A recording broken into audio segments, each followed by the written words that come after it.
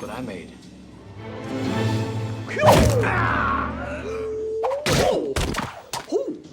A man named Stan Minton meets an older woman to sell an investment property. He offers a price he calls affordable. She argues the location is in a slum and says the price is too high. After a tense back and forth, they reach a deal. Police then storm Stan's office and arrest him for fraud. He is accused of tricking seniors with fake investments. The scam is over, but his fight is only beginning. This is Big Stan. Big Stan. Stan goes to trial. His lawyer Mal refuses to bribe the judge even when Stan asks him to. Stan fires Mal and hires a corrupt lawyer named Popper. Popper gets the judge to cut the sentence to 3 years with a 6-month suspension. I'm going to delay your incarceration for 6 months. Thank you, Judge. Court is adjourned. Popper tells Stan to run overseas. Stan refuses because his assets are frozen and he will not abandon them. His wife Mindy wants to start a family. Stan rejects the idea and Mindy leaves. Tired of his troubles, Stan visits a bar. He pays a former inmate to describe life in prison. The man warns him that prison is violent, full of bullying and harassment, and that guards look the other way. Motivated by these warnings, Stan decides to prepare so he will not be bullied. He uses steroid injections to look stronger, but nothing changes. He trains at a karate dojo, yet grows bored with the slow progress. Frustrated, he challenges a student and is quickly defeated.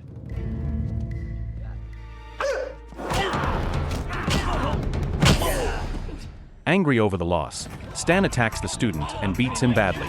The dojo expels him. Outside, he meets an old man who breaks a stone wall with a single strike.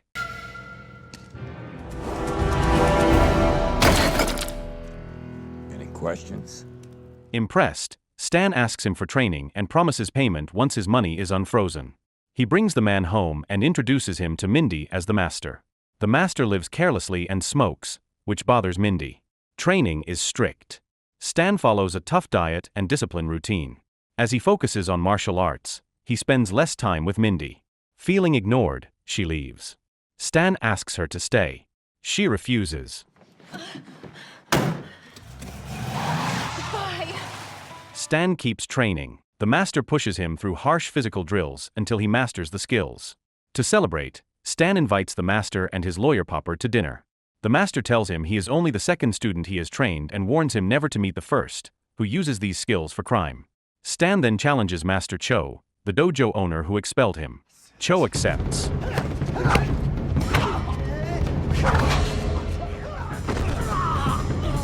Stan wins, showing his new strength and control. With confidence restored, he surrenders to police to serve his sentence.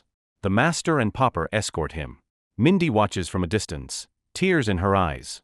Soon after, the bus carries dozens of inmates to prison. Before arrival, one inmate tries to harass Stan. Stan fights back and warns him to stay away. At the prison, guards place Stan in a cell with an older man named Larry Shorts.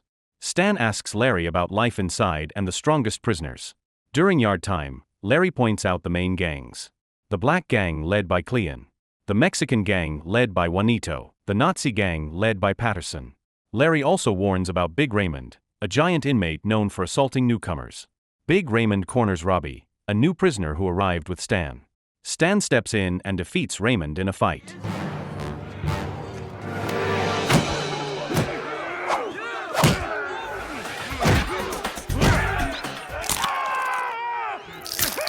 Stan's victory draws attention. He later provokes the Nazi and black gangs and challenges them. They attack together, but he beats them all.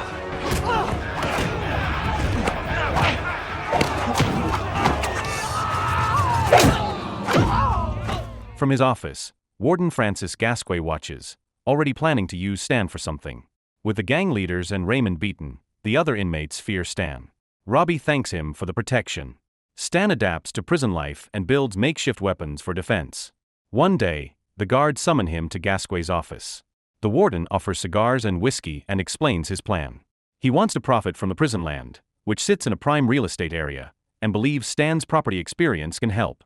To make the offer more enticing, Gasquet adds a promise of a reduced sentence and early parole. The deal is tempting and Stan agrees.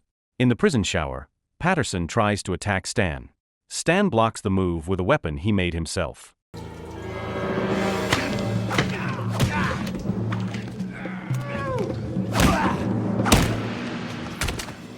I made.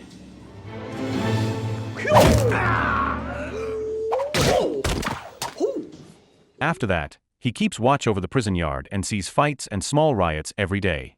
Later in Gasquet's office, Stan reviews property documents. Gasquet introduces Dang, his partner in real estate projects. Stan notices a tattoo on Dang's hand and realizes he is dealing with a mafia figure.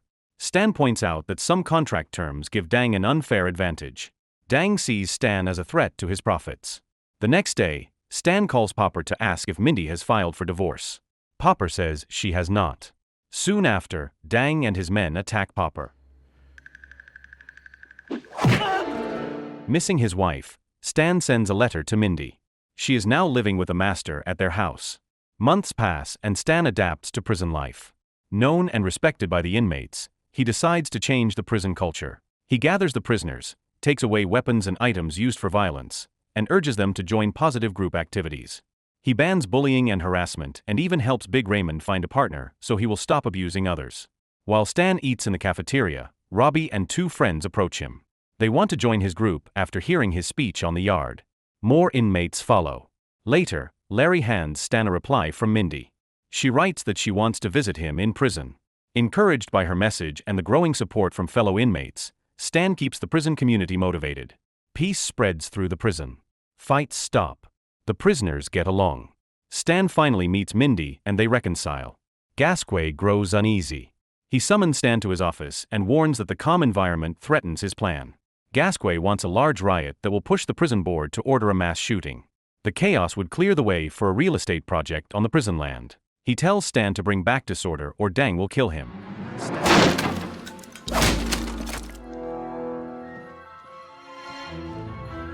Stan talks with Popper. The lawyer advises him to follow Gasquet's demand if he wants early release.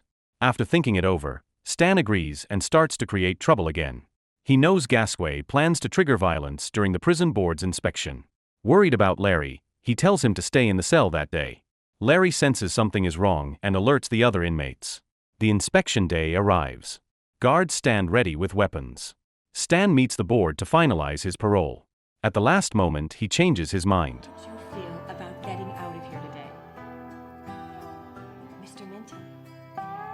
He cancels his release and runs to the yard to stop the violence before the guards open fire. On his way, Stan is confronted by Dang, who blocks his path. Dang reveals skills equal to Stan's because he is the master's first disciple. They fight hard. Stan wins and rushes to stop the chaos.